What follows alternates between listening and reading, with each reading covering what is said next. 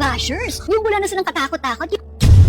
Tila pinagpepiestahan ng mga madlang people ang larawan ni Carmina sa social media, kung saan samot-samot reaksyon o caption na may kasamang mga iba't ibang artista, na kung saan sinasabi na masama ang ugali ng aktres na ito. Ngunit ating mababakas na tila ito'y isang edited lamang, na tila mga patama ukol sa iba't ibang ugali ni Carmina Villarreal. Hindi rin natin may iwasan na magkomento ang mga basher tulad ng mga ilang comments. Tulad nito.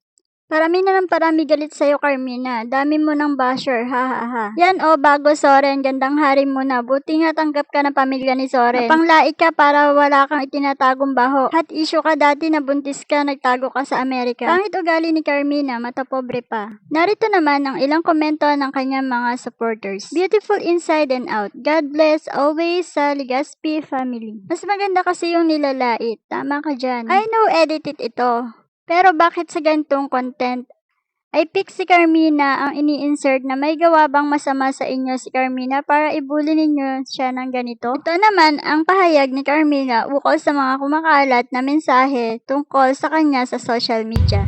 At na lang ipupost mo. Kasi lagi na lang binibigyan ng ibig sabihin na ako naman iwala lang.